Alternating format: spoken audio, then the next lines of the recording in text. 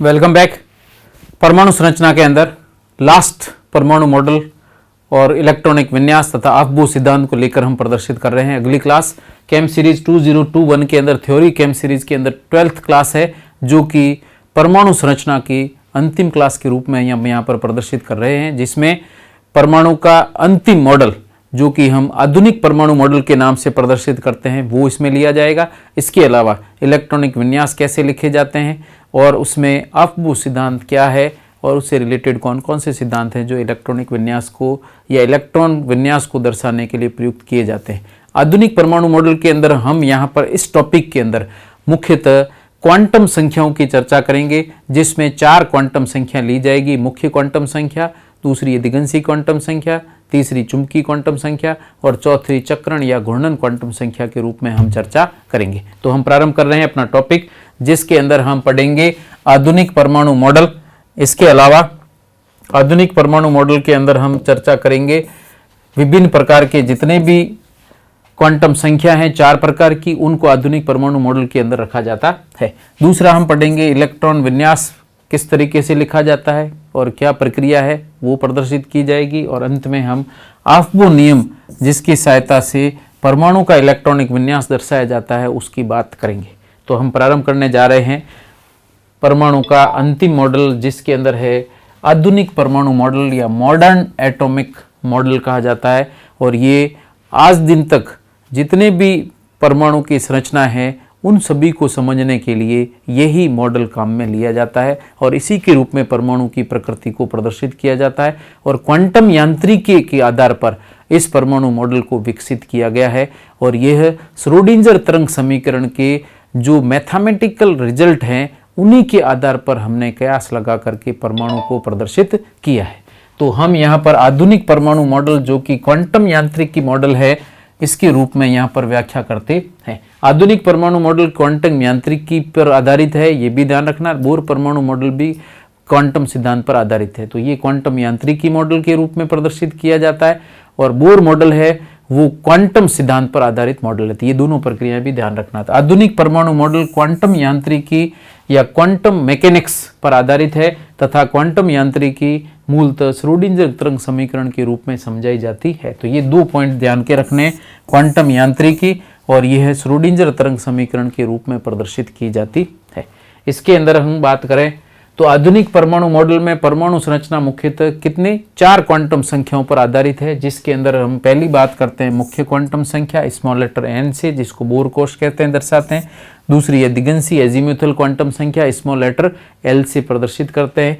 तीसरी है चुंबकीय क्वांटम संख्या मैग्नेटिक क्वांटम नंबर, जिसको स्मॉल लेटर m से प्रदर्शित करते हैं। और फोर्थ है चक्रण घूर्णन या spin quantum number small letter s से प्रदर्शित किया जाता है। पहली क्वांटम संख्या है मुख्य क्वांटम संख्या, जिसको बोर कोश n के द्वारा या स्मॉल लेटर n से प्रदर्शित करते हैं। ये क्वांटम संख्या बोर कोश कक्षा ऊर्जा स्तर और उसकी संख्या को दर्शाती है, जिसको हम n से प्रदर्शित करते हैं। स्मॉल लेटर n का उपयोग किया जाता है। n का मान होता है 1 2 3 4 पूर्णांक संख्या में अनंत तक हो सकता है, लेकिन ध्यान रखना n कभी भी शून्य नहीं होगा। कोश का मान 0 संभव नहीं है। परमाणु आकार को प्रदर्शित करता है। तो बोर कोश वास्तव में एटॉमिक साइज को दर्शाता है, अर्थात त्रिज्या अगर ज्ञात कर सकते हैं, n का मान ज्ञात हो तो हम त्रिज्या ज्ञात कर सकते हैं, जिसका कि संबंध हमने पहले ले रखा है 0.529 into 10⁻⁻10 into n square upon z के रूप में हम इसको प्रदर्शित करते हैं मीटर के अंदर।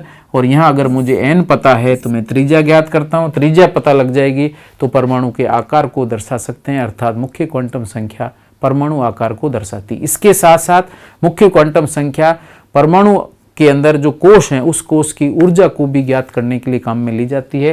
तो यह परमाणु के किसी कोश में उपस्थित इलेक्ट्रॉन की ऊर्जा या कोश की ऊर्जा को भी प्रदर्शित करती है। तो यहाँ पर उपकोश के अलावा साथ में प्रदर्शित करें तो उपकोश के आकार को प्रदर्शित करती है, उपकोश का आकार भी दर्शाती, ध्यान रखना। लेकिन यह मुख्य क्वांटम संख्या की बात कर रहे हैं और इसके साथ में जो उपकोश 1s 2s 3s दिया गया है, तो 1s का आकार छोटा, 2s का ज्यादा उससे बड़ा, 3s का उससे बड़ा। तो उपकोश है, कौन सा उपकोश है? तीसरा उपकोश है, तो उसका आकार बड़ा होगा, दूसरे का छोटा, पहले का उससे भी छोटा। तो ये आकार को प्रदर्शित करती है, उपकोश का आकार भी दर्शाती है। इसी तरीके से यह ज्ञात 118 तत्वों में n का अधिकतम मान हमेशा कितना हो सकता है, n हो सकता है। और n z का अधिकतम मान 118, तो n का मान 7, जिसमें इलेक्ट्रॉनिक विन्यास में मुख्यतः हम 7s2 के रूप में 7th कोष को प्रदर्शित करते हैं। तो अधिकतम 7 का s में 2 इलेक्ट्रॉन भरे जाते हैं और ऐसी स्थिति में यह परमाणु कोष इस रूप में दर्शाया जाता है। और यही प्रक्रिया 118 परमाणु क्रमांक के तत्वों के रूप में प्रदर्शित की जाती है। परमाणु क्रमांक 118 के तत्वों को हम OG से प्रदर्शित करते हैं, जिसे कहा जाता है ऑर्गेनेशन। क्या कहेंगे? ऑर्गेनेशन कहते हैं। और यह तत्व जिसका परमाणु क्रमांक 118 ज्ञात अंतिम तत्व है, इसके बाद या उच्च परमाणु क्रमांक के तत्व अभी तक नहीं निर्मित किए गए हैं। तो मुख्य क्वांटम संख्या n, इसका मान पूर्णांक संख्या में 1 2 3 4 के रूप में रहता है। ये परमाणु आकार को दर्शाती है और उपकोष के आकार को भी प्रदर्शित करती है। नेक्स्ट है दिगंशी या एजीमुथल क्वांटम नंबर, जिसको कि स्मॉल लेटर l से प्रदर्शित करते हैं। दिगंशी क्वांटम संख्या हमेशा उपकोष की आकृति, ध्यान रखना, n मुख्य क्वांटम संख्या कोष की सूचना देती, अभी बताएंगे आगे। और दिगंशी क्वांटम संख्या ये उपकोष की सूचना दर्शाती है। तो कोष की आकार की बात करें तो n से ज्ञात होगा, कोष की ऊर्जा की बात करें n से ज्ञात होगा। लेकिन अगर कहा जाए उपकोष, तो उपकोष की आकृति अगर प्रदर्शित करनी है, उपकोष का आकार किससे दर्शाते हैं ये ध्यान रखना, अभी बताया था। उपकोष का यदि मैं आकार की बात करता हूं तो उपकोष का आकार तो प्रदर्शित होता है n की सहायता से, लेकिन यदि उपकोष की आकृति की बात की जाए तो दिगंशी क्वांटम संख्या से प्रदर्शित करते हैं। उपकोष की आकृति का निर्धारण श्रोडिंगर तरंग समीकरण के हल से किया जाता है। ये तो आपको ध्यान रखना है, क्योंकि ये क्वांटम यांत्रिकी मॉडल है, जिसमें s उपकोष की आकृति इस समीकरण के हल से या श्रोडिंगर तरंग समीकरण के हल से ज्ञात नहीं होती है, जबकि बाकी सभी जो कोष है उनकी आकृतियां हमेशा श्रोडिंगर तरंग समीकरण से हल से ज्ञात होती है। L के मान कितने हो सकते हैं? L के मान 0 1 2 3 4 5, जो कि अधिकतम n-1 तक हो सकते हैं। और इसका मतलब ये है कि L का मान n के मान पर निर्भर करता है। तो n का जो भी मान होगा उससे एक कम मान किसका होगा? L का। यदि n का मान 1 है तो L का मान कितना हो जाएगा? 0। तो L का मान अगर 0 है तो कोष कौन सा होगा? पहले कोष के लिए ये प्रक्रिया इसी रूप में प्रदर्शित की जाती है। तो ये आपको ध्यान में रखना है। नेक्स्ट हम बात करते हैं इसी दिगंशी क्वांटम संख्या के बारे में, स्मॉल लेटर L से प्रदर्शित करते हैं। L का मान यदि 0 है तो S उपकोष को दर्शाएगा, 1 है तो P उपकोष, ऐसे 2 है तो D उपकोष, 3 है तो F उपकोष, 4 है तो G उपकोष।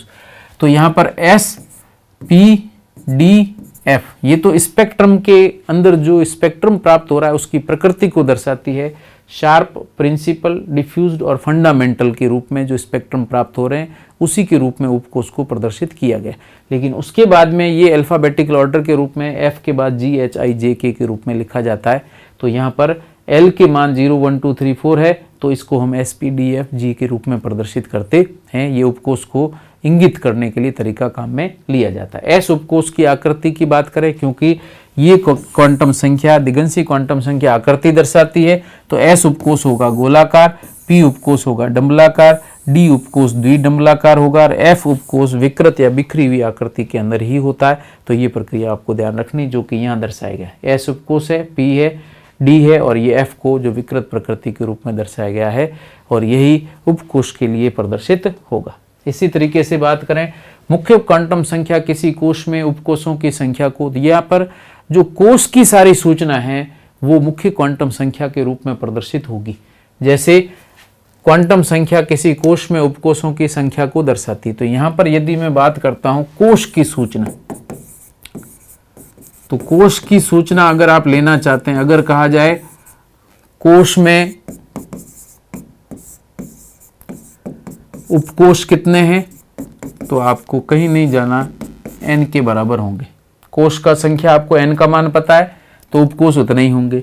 यदि कहा जाए कोष में कक्षक कितने हैं तो कुल कक्षकों की संख्या हमेशा n² के बराबर होगी। कक्षक कितने हैं? n का स्क्वायर कर दो कक्षक आ जाएंगे। कोष में अधिकतम इलेक्ट्रॉन कितने हैं तो इसका दुगुना कर दो 2n² तो अधिकतम इलेक्ट्रॉन की संख्या भी आ जाएगी। तो n अगर मुझे पता है तो कोष में उपकोष की संख्या, कोश में कुल कक्षकों की संख्या या कोश में अधिकतम इलेक्ट्रॉन की संख्या हम ज्ञात कर सकते हैं और यही प्रक्रिया कोश की सूचना के रूप में दर्शाई जाती है। इसी तरीके से कोश में उपकोषों की संख्या को दर्शाने के लिए उपकोष n के बराबर, प्रथम कोश है तो एक उपकोष होगा 1s, दूसरा है तो दो उपकोष होंगे 2s और 2p। प्रश्न है किसी परमाणु के 7वें कोश में उपकोषों की संख्या और उनके प्रतीक बताओ। तो बहुत सिंपल सा है, कोश कौन सा है 7वां, तो उपकोष कितने होंगे, यदि n का मान 7 है तो उपकोष होंगे 7 उपकोष कैसे प्रदर्शित किए जाएंगे 1 2 3 4 5 6 7, ठीक है। तो इनमें उपकोषों की संख्या हो गई 7 और उनके प्रतीक कैसे लिखेंगे, उपकोष 0 से शुरू करना, तो 0 1 2 3 4, तो उपकोष है 7 का मतलब 0 से 6 तक होंगे और 0 से 6 के अंदर हम प्रदर्शित करें प्रतीक तो S P D F G H और I के रूप में इसको प्रदर्शित किया जाता है। तो यहाँ पर n का मान ही उपकोष की संख्या को दर्शाता है और उपकोष के लिए L के मान यदि मैं प्रदर्शित करूं तो टोटल कितने 7 उपकोष हैं, लेकिन उनको L के रूप में प्रदर्शित किया जाए तो L का मान n के मान से 1 कम तक जाएगा, तो 0 से शुरू होगा लेकिन अधिकतम मान कितना होगा n के मान से 1 कम, तो 6 तक जाए तो टोटल उपकोष हो जाएंगे 7 और प्रतीक आपको क्रम से लेना, S P D F तो लेना ही है, बाद में अल्फाबेटिकल ऑर्डर कर दीजिए, G के बाद H I J K L M N O P Q R चलता है और इसी रूप में हम उपकोष दर्शाते हैं। तो प्रतीक भी हो गए और प्रक्रिया भी हो गई। नेक्स्ट हम बात करते हैं चुंबकीय क्वांटम संख्या तीसरी।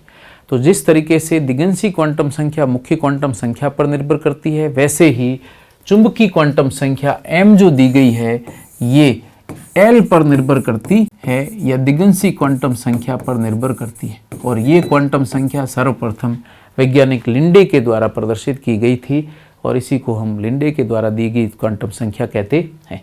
ये क्वांटम संख्या दिगंशी क्वांटम संख्या L पर निर्भर करती है, जहां पर m का मान -L से लेकर 0 और प्लस बढ़ते हुए +L तक होता है। तो -L से +L और शून्य युक्त मान है वो m को प्रदर्शित करते हैं और m के कुल मान कक्षकों की संख्या को भी दर्शाते हैं, वो आगे बताऊंगा। तो m 0 से प्रारंभ होगा जो +-L तक चलता है, प्लस में भी L तक और माइनस में भी L तक प्रदर्शित किया जाता है। तो कुल चुंबकीय क्वांटम संख्या के मान कितने होंगे, ये अभिविन्यासों को प्रदर्शित करते हैं। तो ध्यान रखना, ये क्वांटम संख्या हमेशा इलेक्ट्रॉन अभिविन्यास को दर्शाती है। किसके अभिविन्यास को दर्शाती है, इलेक्ट्रॉन अभिविन्यास को दर्शाती है। अभिविन्यासों की संख्या हमेशा जितना L का मान है उसके 2L+1 के रूप में दर्शाई जाती है। तो उपकोष में कक्षकों की संख्या को प्रदर्शित करेगा, तो कक्षक कितने होंगे 2L+1 के रूप में कक्षक। यदि L का मान 0 है तो उपकोष कितना होगा 1 होगा, जिसका L का मान 0 वो पहले ले चुके हैं। और इसमें कक्षक कितने होंगे 2L+1, गिनती करें तो S कक्षकों में S उपकोष में कक्षक कितने होंगे ये गिनती की गई है। सूत्र है 2L+1, 2 इन L की जगह 0+1 अर्थात 1 कक्षक, तो S को 1 कक्षक के रूप में दर्शाया जाता है। ऐसे यदि L का मान 1 कर दिया जाए तो उपकोष कौन सा होगा P, और P उपकोष में कक्षक कितने होंगे, सेम सूत्र लगाओ 3 आ जाएगा। 3 कक्षक को लिखा जाता है PX कक्षक, दूसरा PY कक्षक, तीसरा PZ कक्षक के रूप में दर्शाते हैं और ये 3 कक्षकों का एक सेट है जो कि समभ्रंश कक्षक के रूप में रहता है। तो वापस ध्यान दें, चुंबकीय क्वांटम संख्या लिंडे के द्वारा दी गई है। ये क्वांटम संख्या निर्भर करती है दिगंशी क्वांटम संख्या पर और इसका मान 0 से लेकर के +L तक और 0 से लेकर -L तक होता है और यह किसी भी उपकोष में कक्षकों की संख्या को प्रदर्शित, ध्यान रखना, किसी भी उपकोष में कक्षकों की कुल संख्या ज्ञात करनी है तो इसी से ज्ञात करते हैं। तो अगला, यह क्वांटम संख्या इलेक्ट्रॉन के अभिविन्यास को दर्शाती है और इलेक्ट्रॉनों के अभिविन्यासों को हम 2L+1 के रूप में ज्ञात करते हैं और इलेक्ट्रॉन के जितने अभिविन्यास हैं उतने ही कक्षक होते हैं। जैसे L का मान 0 कर दिया जाए तो कक्षक आता है 1 अर्थात अभिविन्यास कितना होगा 1 होगा, लेकिन L का मान यदि 1 कर दिया जाए तो कक्षक होते हैं 3 और कक्षक 3 है तो ऐसे इलेक्ट्रॉन 3 अभिविन्यास ग्रहण करते हैं जो कि x अक्ष के सापेक्ष, एक y अक्ष के सापेक्ष और z अक्ष के सापेक्ष प्रदर्शित किया जाता है। ऐसे ही चौथी चक्रण या घूर्णन या स्पिन क्वांटम नंबर है, यूलेनबेक और गॉड स्मिथ के द्वारा दी गई। ये इंपॉर्टेंट नाम ध्यान रखना, एग्जाम में कई बार पूछा गया है। चुंबकीय क्वांटम संख्या नहीं, चुंबकीय क्वांटम संख्या तथा चक्रण क्वांटम संख्या किसके द्वारा दी गई है? तो यूलेनबेक और गॉड स्मिथ के द्वारा चक्रण क्वांटम संख्या और चुंबकीय क्वांटम संख्या लिंडे के द्वारा दी गई। यह क्वांटम संख्या अक्ष पर इलेक्ट्रॉन के चक्रण को प्रदर्शित करती है, बहुत महत्वपूर्ण है। इलेक्ट्रॉन के चक्रण को दर्शाती है।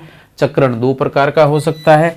दक्षिणावर्त चक्रण है तो s का मान +½ वामावर्त चक्रण है तो s का मान -½ दक्षिणावर्त का मतलब होता है क्लॉकवाइज रोटेशन, घड़ी की सुई की दिशा में है तो +½ वामावर्त का मतलब हो जाएगा एंटी क्लॉकवाइज, और एंटी क्लॉकवाइज है तो ऐसी स्थिति के अंदर यहाँ पर s का मान कितना होगा? -½ लेकिन किसी भी कक्षक में यदि मैं इलेक्ट्रॉन रखता हूँ तो ये क्लॉकवाइज है या एंटी क्लॉकवाइज इसका पता नहीं चलता है। इसलिए हम सामान्यतः ये बात करते हैं कि प्रथम इलेक्ट्रॉन किसी भी कक्षक में है तो उसके लिए मान हम लिखेंगे +½ और द्वितीय इलेक्ट्रॉन उसी कक्षक में भरा जाएगा तो उसके लिए हम लिखते हैं -½ तो बस इतना सा ध्यान रखना है। प्रथम कोश की कक्षक के ये किसी भी एक कक्षक के पहले इलेक्ट्रॉन के लिए तो +½ और द्वितीय इलेक्ट्रॉन के लिए -½ के रूप में s प्रदर्शित किया जाता है। अगर पहला इलेक्ट्रॉन ये भी है तो भी +½ पहला इलेक्ट्रॉन ऐसे भी भरा हो तो भी +½ लेकिन सेकंड इलेक्ट्रॉन डालते जो कि युग्मित इलेक्ट्रॉन है, तो किसी भी कक्षक का युग्मित इलेक्ट्रॉन है तो s का मान हमेशा ही -½ के रूप में दर्शाया जाता है। सोडियम के अंतिम इलेक्ट्रॉन की चक्रण क्वांटम संख्या ज्ञात करनी है, बताइए।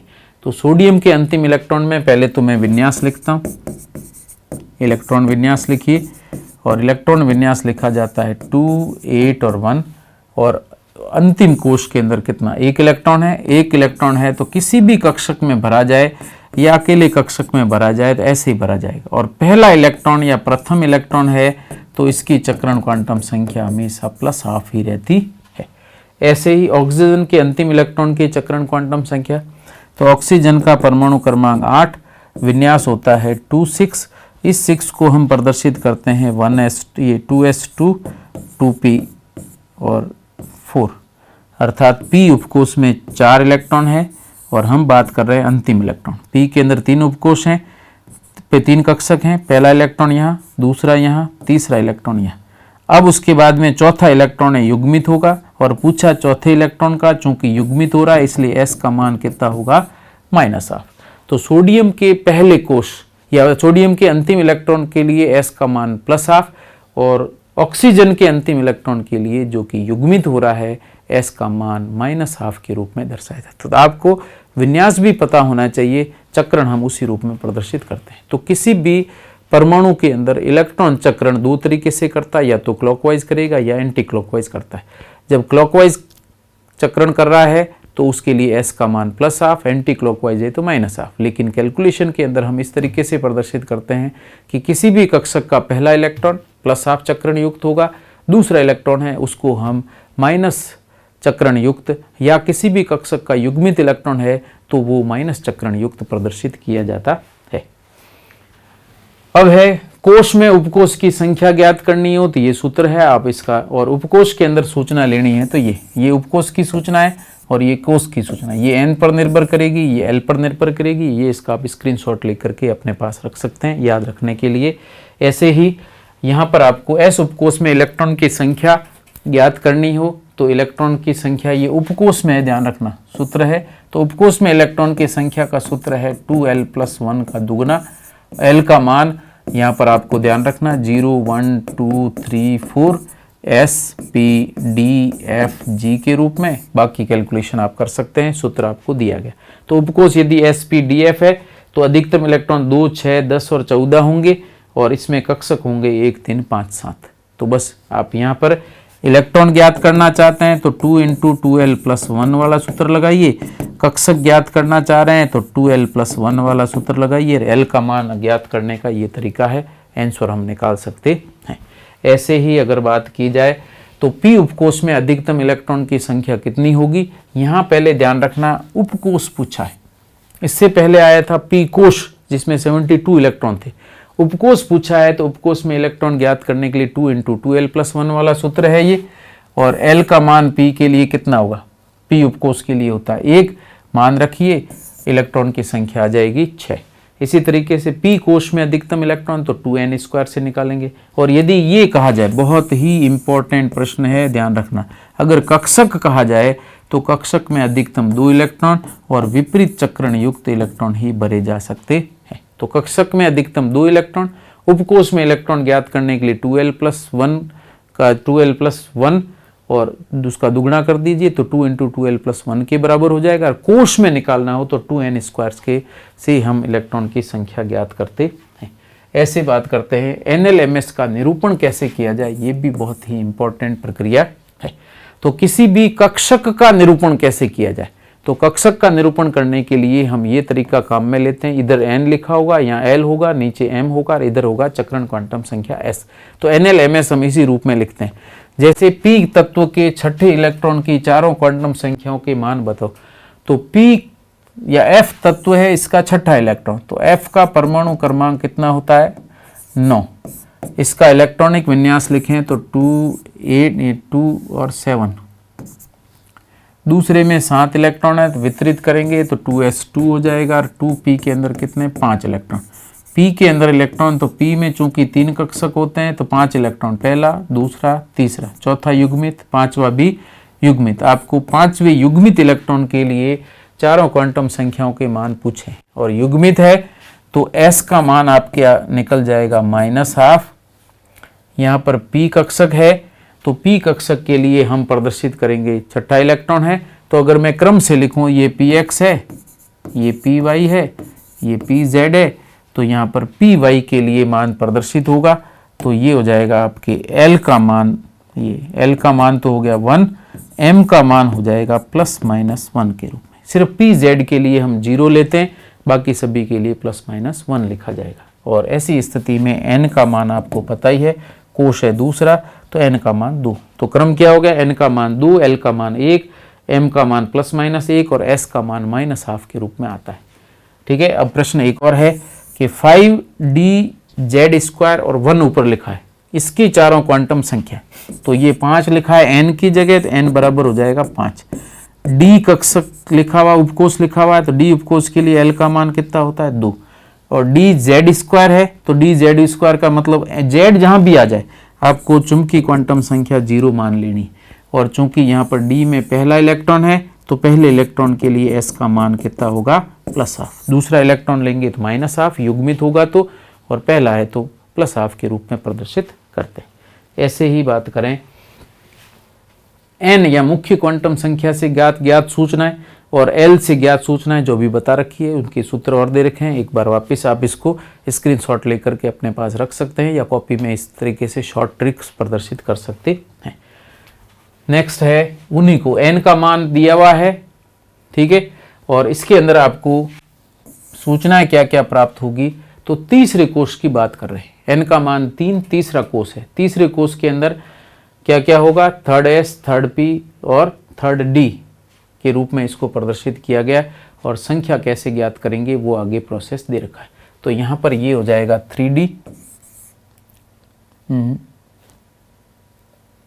n का मान 3, कोष आपको ज्ञात करने हैं या इस पहले से प्रदर्शित किया गया है तो देख लीजिए, नहीं इससे कहीं नहीं आया है। तो इसके अंदर जो ऑप्शन दे रखे हैं इसके अनुसार 3d वैसे वो दिया हुआ है, तो 3d, 3s, 3p 3 उपकोष हो जाएंगे। तो उपकोषों की संख्या n के बराबर 3 होगी। तो 3s, 3p, 3d। 3s के अंदर कक्षक कितने होंगे, पहले में 1, 3 और 5, जिसमें कुल हो जाएगा कक्षकों की संख्या n² के बराबर, तो 9 कक्षक जोड़ दिए हैं। और उसके बाद में कुल इलेक्ट्रॉन की संख्या, तो यहाँ पर 10, 6 और 2 टोटल हो जाएंगे 18, जिसको n² 2n² से ज्ञात करते हैं। तो यहाँ पर तीसरा, एक तो ये करेक्शन कर देना 3d है, बाकी n बराबर 3 कोष के रूप में ये सूचनाएं प्रदर्शित की गई है, ये l यहाँ पर एक्स्ट्रा दिया गया। ठीक है, इसके अतिरिक्त ये प्रक्रिया आपको दर्शानी है। तो ये भी न्यूमेरिकल प्रॉब्लम है, ज्ञात करने का तरीका है, आप इसको दर्शा सकते हैं। इसी तरीके से परमाणु का इलेक्ट्रॉनिक विन्यास, तो परमाणु के इलेक्ट्रॉनिक विन्यास की प्रक्रिया भी यहाँ हम प्रदर्शित कर सकते हैं।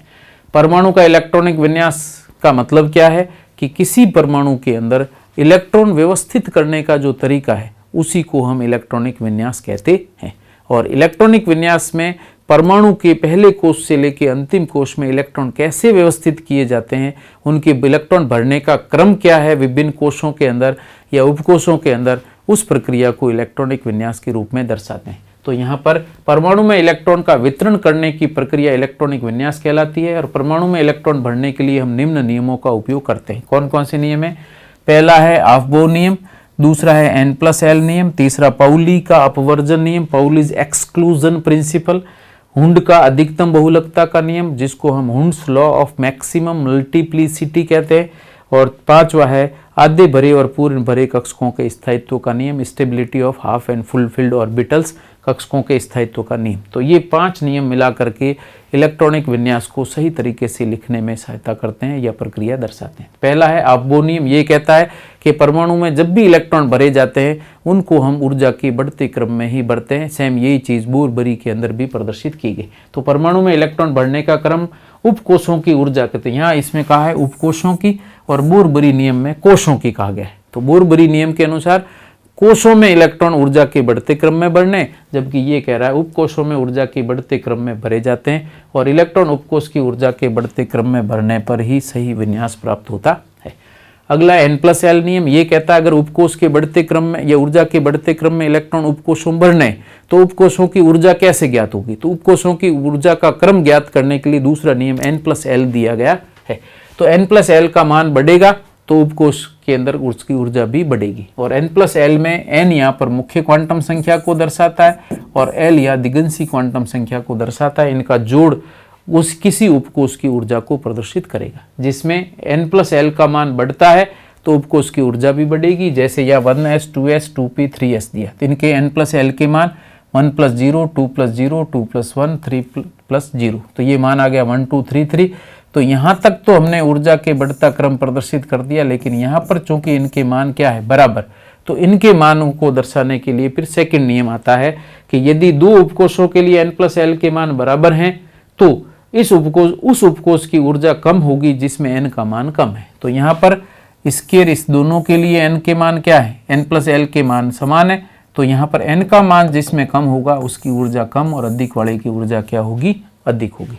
तो N का मान कम है उसकी ऊर्जा कम और N का मान अधिक है तो उसकी ऊर्जा अधिक। लेकिन इसमें ध्यान रखना, जब भी N+N मान बराबर हो जाए तब हम ये नियम काम में लेंगे कि N का मान कम होगा उसी उपकोष की ऊर्जा कम होगी। और यदि N+L के मान बढ़ते क्रम में तो N का मान कोई भी हो कोई फर्क नहीं पड़ेगा, क्रम आपको उसी रूप में निर्धारित करना। जैसे 2s 2p और 3s की बात करें, दोनों के लिए N+L के मान 3 3 है, लेकिन इसमें N का मान कम है इसलिए 2p की ऊर्जा क्या होगी, कम होगी। ऐसे ही हम अगली बात करते हैं 3s 3p 3d 4s 4p को ऊर्जा की बढ़ते क्रम में व्यवस्थित करो। तो इसमें बढ़ते क्रम में व्यवस्थित करने के लिए सबसे पहले N+L के मान रखिए। N+L के मान रखने के बाद में फिर हम आंसर निकालेंगे कि इनका बढ़ता क्रम क्या होगा। तो मैं यहाँ लिख रहा हूँ N+L का मान 3, S के लिए 0, P के लिए 1, D के लिए 2, S के लिए 1, S के लिए 0, P के लिए 1। तो यहाँ 3 + 0 हो जाएगा 3, 3 + 1 हो जाएगा 4, 3 + 2 हो जाएगा 5, 4 + 0 हो जाएगा 4, 4 + 1 हो जाएगा 5। अब आप देखें सबसे कम ऊर्जा किसकी होगी, 3s की ऊर्जा सबसे कम होगी। फिर 4 4 वाले 2 हैं, लेकिन जिसमें n का मान कम है उसकी ऊर्जा उससे अधिक कम होगी। तो 3p की ऊर्जा हमेशा 4s से क्या होगी, कम होगी।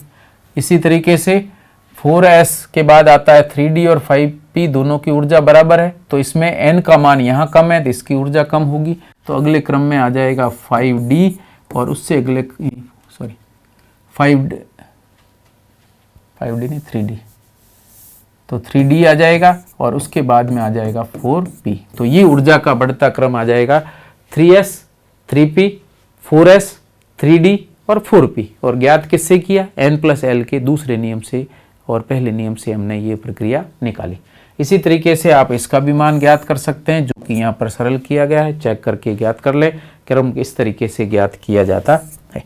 ऐसे ही एक ही कोष के उपकोष की ऊर्जाओं का बढ़ता क्रम यदि ज्ञात करना हो तो एक ही कोष के अगर उपकोष हैं तो SPDF के क्रम में ऊर्जा लगातार क्या होगी, बढ़ेगी। ये बहुत इंपॉर्टेंट पॉइंट है, इसको आप अच्छी तरह से ध्यान रखना। यहाँ तो हम कैलकुलेशन करके ज्ञात कर रहे हैं, लेकिन यहाँ अगर एक ही कोष का उपकोष है तो N+L के मान बढ़ेंगे। इसका N+L होगा 5, इसका 6, इसका 7, इसका 8, इसका 9। तो अपने आप ही ऊर्जा का क्रम n+L के बढ़ते क्रम के रूप में लिखा जाएगा। अगली प्रक्रिया की बात करें, पाउली का अपवर्जन नियम क्या है? तो पाउली का अपवर्जन नियम कहता है कब काम आएगा वो पहले ध्यान रखना है। ये नियम एक ही कक्षक में इलेक्ट्रॉन भरना हो तब हम इसका उपयोग करते हैं, एक ही कक्षक में भी कौन सा, दूसरा इलेक्ट्रॉन भरने के लिए। और नियम कहता है कि एक ही कक्षक में यदि मैं दूसरा इलेक्ट्रॉन भर रहा हूं तो दूसरा इलेक्ट्रॉन हमेशा ही विपरीत चक्रण युक्त ही भरा जाएगा। पहले इलेक्ट्रॉन के चक्रण से दूसरे इलेक्ट्रॉन का चक्रण हमेशा भिन्न होगा, तभी एक ही कक्षक में अधिकतम 2 इलेक्ट्रॉन भरे जा सकते हैं। तो ये नियम 2 तरीके से हम बताते हैं। पहला, किसी भी एक कक्षक में अधिकतम कितने इलेक्ट्रॉन होंगे, दोनों, और दोनों इलेक्ट्रॉन का चक्रण क्या होगा, विपरीत। यही पाउली का अपवर्जन नियम है। और इसी को हम दूसरे रूपों में भी प्रदर्शित करते हैं। तो दोनों प्रक्रियाएं लिखी गई है। एक ही कक्षक में अधिकतम 2 इलेक्ट्रॉन और विपरीत चक्रण युक्त ही भरे जाते हैं। जैसे कक्षक S है तो S कक्षक में हम 2 इलेक्ट्रॉन भरेंगे तो दोनों का चक्रण क्या होगा, विपरीत होगा, नहीं तो एक साथ संभव नहीं। ऐसे एक ही परमाणु के किसी 2 इलेक्ट्रॉन की, ये बहुत खास है, एक ही परमाणु के किसी भी 2 इलेक्ट्रॉन के चारों क्वांटम संख्याओं के मान बराबर नहीं हो सकते, क्योंकि अगर मैं एक ही कक्षक लूंगा तो चक्रण भिन्न हो जाएगा, और कक्षक बदल दिए तो n का मान भिन्न हो जाएगा या m का मान बदल जाएगा। इसका मतलब कोई भी 4 NLMS में से अगर एक ही परमाणु हो और उसी परमाणु के कोई भी 2 इलेक्ट्रॉन लिए जाएं तो चारों क्वांटम संख्याओं के मान समान होना संभव नहीं है। इसी को भी हम इस रूप में प्रदर्शित कर सकते हैं। नेक्स्ट आता है, हाइड्रोजन में इलेक्ट्रॉन भरने के लिए ये नियम प्रयुक्त नहीं होता है। ऐसा क्यों है? क्योंकि हाइड्रोजन में केवल 1 इलेक्ट्रॉन है और कक्षक में 1 इलेक्ट्रॉन आप चाहे ऐसे भर दीजिए तो भी सही है, ऐसे भर दीजिए तो भी सही है। इसका मतलब पाउली का अपवर्जन नियम हाइड्रोजन में इलेक्ट्रॉन भरने के लिए प्रयुक्त नहीं किया जा सकता है। आप मर्जी है जैसे चक्रण कर दीजिए, क्योंकि इलेक्ट्रॉन युग्मित नहीं हो रहा है तो पाउली का नियम भी काम में नहीं आएगा। हीलियम के दूसरे इलेक्ट्रॉन का विन्यास लिखने के लिए ये नियम काम में लिया जाता है, क्योंकि हीलियम के अंदर 2 इलेक्ट्रॉन हैं और एक ही कक्षक में 2 इलेक्ट्रॉन भरे जाएं तो दूसरा विपरीत चक्रण युक्त ही भरा जा सकता है। यही यहाँ प्रदर्शित होगा। निम्न में से किस परमाणु में अंतिम इलेक्ट्रॉन भरने के लिए पाउली का अपवर्जन नियम काम में आएगा? अब ध्यान रखना, अंतिम इलेक्ट्रॉन वो इलेक्ट्रॉन जो कि युग्मित हो रहा है तो ही पाउली का नियम लगेगा, नहीं तो नहीं लगेगा। ठीक है, तो एक ही कक्षक में इलेक्ट्रॉनों का युग्मन करना हो तब ये नियम काम आएगा। तो यहाँ पर बोरोन, कार्बन, नाइट्रोजन, ऑक्सीजन, तो यहाँ पर हम ऑक्सीजन के अंदर P4 विन्यास होता है।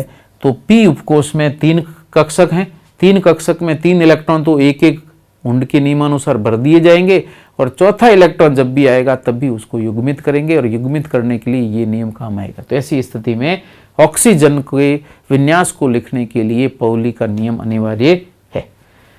फिर आता है हुंड का अधिकतम बहुलकता का नियम। चौथा पॉइंट है, समान ऊर्जा के कक्षक या जीसी के लिए दूसरा शब्द काम में लिया जाता है संभ्रंश या डीजनरेट ऑर्बिटल। संभ्रंश ऑर्बिटल या संभ्रंश कक्षक या डीजनरेट ऑर्बिटल में इलेक्ट्रॉन भरने के लिए हुंड का नियम काम आता है। तो वापस ध्यान देना, पाउली का नियम एक ही कक्षक में इलेक्ट्रॉन युग्मित करते समय प्रयुक्त होता है, जबकि हुंड का अधिकतम बहुलकता का नियम कहाँ काम आता है? संभ्रंश कक्षकों में, अर्थात 2 या 3 या उससे अधिक कक्षक हैं या 2 या उससे अधिक कक्षक हैं, उसमें हम इलेक्ट्रॉन भर रहे हैं। तो संभ्रंश कक्षकों में या समान ऊर्जा के कक्षकों में इलेक्ट्रॉन भरने के लिए हुंड का नियम काम में आएगा। और ये नियम कहता है कि संभ्रंश कक्षकों में इलेक्ट्रॉन का युग्मन तब तक नहीं करना है। संभ्रंश का मतलब समान ऊर्जा के कक्षक, जैसे मैं यहाँ P के 3 कक्षक लिखता हूँ तो ये तीनों संभ्रंश कक्षक है। तो इलेक्ट्रॉन का युग्मन तब तक आपको नहीं करना जब तक कि प्रत्येक कक्षक में और समानांतर चक्रण युक्त, ये भी ध्यान रखना है। एक तो एक एक इलेक्ट्रॉन तो बढ़ना ही, साथ में उनका चक्रण भी क्या होगा? समानांतरण होगा, समानांतर चक्रण होगा, तो ही हम एक एक इलेक्ट्रॉन भर सकते हैं और सभी इलेक्ट्रॉन समानांतर चक्रण युक्त। जैसे मैं इसमें इलेक्ट्रॉन भरूं तो पहला इलेक्ट्रॉन, दूसरा इलेक्ट्रॉन भी उसी चक्रण का, तीसरा इलेक्ट्रॉन भी उसी चक्रण का होगा, और तीनों अलग अलग कक्षकों में एक एक इलेक्ट्रॉन भरे जाएंगे। यही हुंड का नियम प्रदर्शित करता है। अर्थात संभ्रंश कक्षकों में समानांतर चक्रण युक्त एक एक इलेक्ट्रॉन भरा जाता है। सभी कक्षकों में एक एक इलेक्ट्रॉन भरने के बाद ही इनका युग्मन होगा। अगर ये इलेक्ट्रॉन भर गए हैं तो फिर हम इसका युग्मन प्रारंभ करेंगे, अगर अगला इलेक्ट्रॉन और भरा जाना है तो, नहीं तो जरूरत नहीं है। ऐसे ही अगर मैं डी उपकोष की बात करता हूँ तो डी उपकोष में कक्षक कितने हैं? 5 हैं। तो 5 में इलेक्ट्रॉन बढ़ने, पहला यहाँ, दूसरा यहाँ, तीसरा यहाँ, चौथा। चक्रण भी समानांतर होने चाहिए, 5वां हो गया। छठा इलेक्ट्रॉन है, कहीं पर भी युग्मित कर दीजिए, छठा इलेक्ट्रॉन ही युग्मित होगा, 5 इलेक्ट्रॉन अलग अलग भरे जाएंगे। यही हुंड का अधिकतम बहुलकता का नियम कहलाता है। और फिर एक प्रश्न है इंपॉर्टेंट, नाइट्रोजन के तीसरे व छठे इलेक्ट्रॉन की क्वांटम संख्या लिखकर बताइए कि ये कौन से नियम का पालन करता है। तो नाइट्रोजन का तीसरा और छठा इलेक्ट्रॉन, नाइट्रोजन के अंदर इलेक्ट्रॉनिक विन्यास में 1s2 2s2 2p3, तो पहले 2 इलेक्ट्रॉन हो गए, 2 इलेक्ट्रॉन हो गए 4, लेकिन तीसरा इलेक्ट्रॉन बढ़ना हो तो 1s2 में 2 हो गए, तो तीसरा इलेक्ट्रॉन किस में आएगा, 2s में तीसरा इलेक्ट्रॉन आएगा। इसका मतलब ये भर गया है तो ऊपर वाले कोष में इलेक्ट्रॉन भरा जाएगा। इसका मतलब कौन सा नियम काम आएगा, ऊर्जा के बढ़ते क्रम का नियम काम में लेना है। तो नाइट्रोजन के तीसरे इलेक्ट्रॉन के लिए हम कौन सा नियम काम में लेंगे, ये नियम आएगा n+l का नियम, जो कि ऊर्जा के बढ़ते क्रम को प्रदर्शित करता है या निर्धारण करने के लिए काम में लिया जाता है। तो एक तो काम लेंगे हम n+l का नियम। फिर है छठे इलेक्ट्रॉन की क्वांटम संख्या लिखकर बताइए कौन से नियम का पालन करता है। तो छठे कोष के अंदर बात करें तो छठा इलेक्ट्रॉन, इसका छठा इलेक्ट्रॉन, तो 4 इलेक्ट्रॉन तो आप हटा दीजिए, इसके अंदर हम भर रहे हैं p समभ्रंश कक्षकों में, 4 हो गए, 5वां इलेक्ट्रॉन और छठा इलेक्ट्रॉन। अब छठा इलेक्ट्रॉन भरने के लिए हम क्या काम में ले रहे हैं, छठा इलेक्ट्रॉन हम समभ्रंश कक्षक में भर रहे हैं और ऐसी स्थिति के अंदर यहाँ पर हुंड के नियम का उपयोग किया जाएगा। तो सिंपल हो जाएगा, हुंड के नियम का उपयोग किया जाता है। तो यहाँ पर 2 नियम काम आएंगे। तो नाइट्रोजन के तीसरे इलेक्ट्रॉन को बढ़ने के लिए n+l का नियम और नाइट्रोजन के छठे इलेक्ट्रॉन को बढ़ने के लिए हुंड के नियम का उपयोग किया जाता है। और पाउली का नियम कहीं काम में नहीं आएगा। तो ये 2 नियम काम आएंगे, बाकी दोनों नियम काम में नहीं आएंगे। तो ऑप्शन आपके अलग ये 2 सवाल होते हैं। अगर तीसरे, इन दोनों में से कोई एक लेना हो, ध्यान रखना, या तो तीसरे इलेक्ट्रॉन के लिए या फिर छठे इलेक्ट्रॉन के लिए। तो तीसरे के लिए लेंगे तो काम आएगा n+l नियम, और छठे इलेक्ट्रॉन के लिए लेंगे तो हुंड का नियम। तो ये 2 प्रश्न है, ऑप्शन एक साथ हमने लिख दिए। नेक्स्ट हम बात करते हैं अर्ध भरे और पूर्ण भरे कक्षकों के स्थायित्व का नियम या स्टेबिलिटी लॉ। सामान्य इलेक्ट्रॉन विन्यास में आधे भरे हुए कक्षक और पूरे भरे हुए कक्षकों का विन्यास हमेशा अधिक स्थायी होता है। अगर आसपास वाले कक्षकों के अंदर इलेक्ट्रॉन उपस्थित हैं, उनकी ऊर्जा लगभग बराबर है, तो इलेक्ट्रॉन के स्थानांतरण द्वारा आधे भरे हुए कक्षकों का विन्यास प्राप्त कर दिया जाए या पूरे भरे हुए कक्षक का विन्यास प्राप्त कर दिया जाए तो उनके स्थायित्व में वृद्धि होगी, और ऐसा इलेक्ट्रॉन विन्यास ही स्थायी विन्यास होगा, और परमाणु ऐसे विन्यास को ही दर्शाते हैं। तो यहाँ पर सामान्य इलेक्ट्रॉन विन्यासों में आधे भरे हुए कक्षक और पूरे भरे हुए कक्षक का स्थायित्व हमेशा अधिक होता है। कारण क्या है, पहला सममितता के कारण स्थायित्व बढ़ता है, दूसरा उच्च विनिमय ऊर्जा या हाई एक्सचेंज एनर्जी के रूप में स्थायित्व बढ़ता है। और अगर मैं बात कर रहा हूँ P के 3 विन्यासों की, जिसमें P3, P2 और P3, 4 है, तो इसमें P3 का स्थायित्व हमेशा P2 से भी ज़्यादा और P4 से भी ज़्यादा होगा। तो यहाँ पर P2 से P3 का स्थायित्व ज़्यादा और P4 से भी P3 का स्थायित्व क्या होगा, ज़्यादा होगा, क्योंकि आधा भरा हुआ विन्यास है। लेकिन यदि पूरा भरा हुआ है तो P5 से P6 का विन्यास स्थायित्व अधिक होगा, क्योंकि P में अधिकतम कितने इलेक्ट्रॉन आते हैं, 6। तो 5 से 6 का स्थायित्व ज़्यादा होगा। लेकिन यदि 3 की बात करें तो 4 से 3 का स्थायित्व ज़्यादा होगा और 2 से भी 3 का स्थायित्व ज़्यादा होगा P के लिए। ऐसे यदि मैं D उपकोष की बात करता हूँ तो D में 5 का स्थायित्व D4 से ज़्यादा होगा और 5 का स्थायित्व D3 से भी क्या होगा, ज़्यादा। लेकिन यदि D10 है तो D10 का स्थायित्व D9 से अधिक होगा। इसलिए अगर D9 का ही विन्यास प्राप्त होता है तो पास वाले कक्षक से इलेक्ट्रॉन लेकर के D10 पूरा करने की कोशिश की जाती है, और अगर D4 है तो उसको D5 में बदलने की कोशिश की जाती है। इलेक्ट्रॉन किसी अन्य कक्षक से ग्रहण किया जा सकता है, और सामान्यतः ऐसा D खंड के तत्वों में होता है, सामान्य अन्य खंड के तत्वों में ऐसा नहीं होता।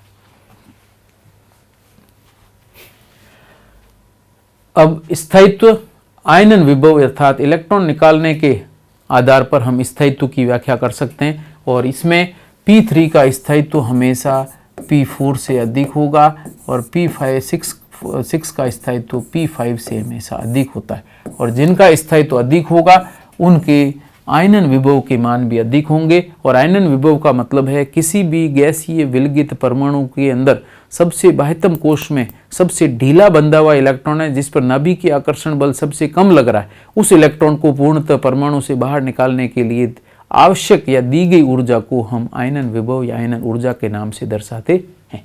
एन का स्थायित्व वो आयनन विभव ऑक्सीजन से ज्यादा होता है। क्यों होता है? क्योंकि नाइट्रोजन के अंदर विन्यास होता है P3 और ऑक्सीजन के अंदर विन्यास होता है P4। तो P3 का स्थायित्व P4 से ज्यादा है, इसलिए नाइट्रोजन में से इलेक्ट्रॉन निकालने के लिए ऊर्जा अधिक लगेगी, इसलिए आयनन विभव का मान अधिक होगा। पूर्ण भरे कक्षक का स्थायित्व अर्ध भरे से ज्यादा होता है। जैसे क्रोमियम के अंदर आप देखें विन्यास ये होता है, लेकिन यहाँ पर D4 की जगह यहाँ पर D5 और 4s1 विन्यास हो जाता है। उसका कारण है कि यहाँ पर D4 अल्पस्थायी है, आधा भरा हुआ नहीं है, इसलिए S से इलेक्ट्रॉन लेकर के D5 कर देता है और S1 हो जाता है। तो दोनों अर्ध भरे हुए विन्यास हैं और इसीलिए इनका स्थायित्व क्या होगा? अधिक। तो क्रोमियम का विन्यास क्या रहेगा? 24 का ऑर्गन 3D5 4s1 के रूप में लिखा जाता है। क्रोमियम में अर्धपूरित विन्यास के लिए 4s का एक इलेक्ट्रॉन 3D कक्षक में स्थानांतरित हो जाता है और अर्धपूरित विन्यास प्राप्त होता है, जो कि अधिक स्थायी है, इसलिए क्रोमियम यही विन्यास दर्शाता है। तो कॉपर में ऐसे ही विन्यास अधिक स्थायित्व प्राप्त करने के लिए कॉपर का इलेक्ट्रॉनिक विन्यास अगर लिखें तो कॉपर का परमाणु क्रमांक 29, 18 इलेक्ट्रॉन ऑर्गन में भर गए, उसके बाद में 3D और 4s में भरने। तो 3D के अंदर चूंकि भरे जाए तो 29 में से 18 इधर चले गए, पीछे बचे कितने? 11। 11 में से 10 D में भर दीजिए, एक इसमें, ताकि विन्यास हो जाएगा 3D10 और 4s1। क्योंकि D विन्यास पूरा भरते ही अधिक स्थायी हो जाएगा, इसलिए D9s2 नहीं लिखेंगे, D10 लिखेंगे और S1 कर देंगे ताकि स्थायित्व के अंदर अत्यधिक वृद्धि हो जाए।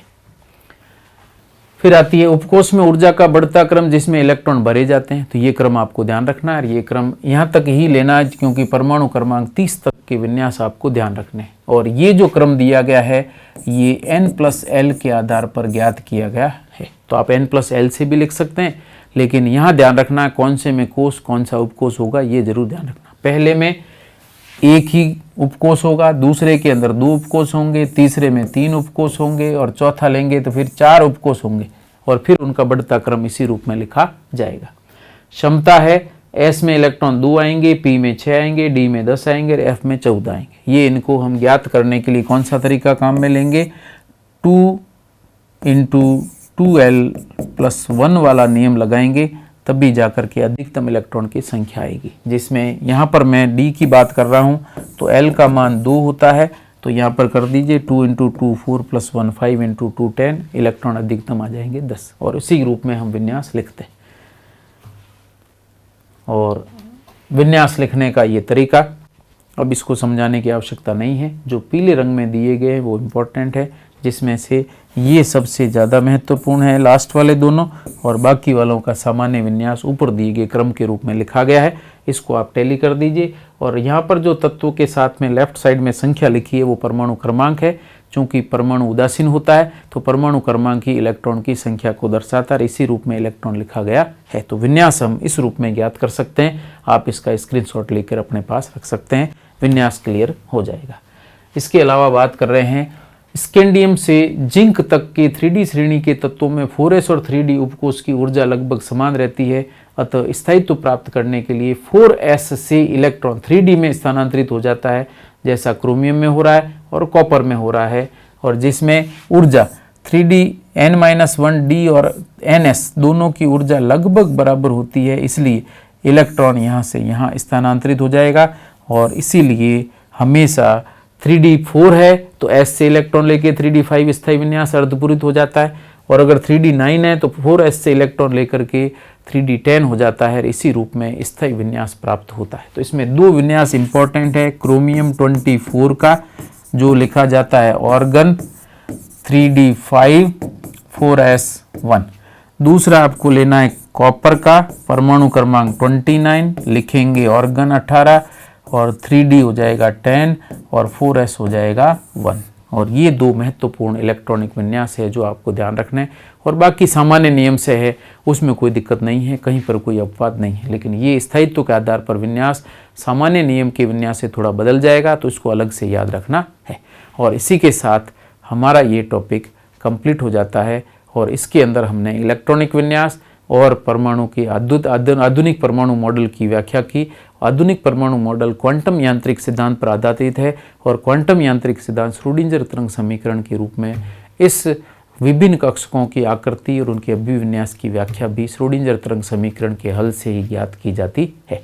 और इसी के साथ अपना एटॉमिक स्ट्रक्चर टॉपिक कंप्लीट हो जाता है। नेक्स्ट क्लास के अंदर मैं फिर एक महत्वपूर्ण टॉपिक लेकर प्रारंभ करूंगा और इसके प्रश्न हमने ले रखे हैं काफ़ी। इसके अलावा एक क्वेश्चन सीरीज भी इसके साथ में मैं प्रदर्शित करूंगा। Thank you so much.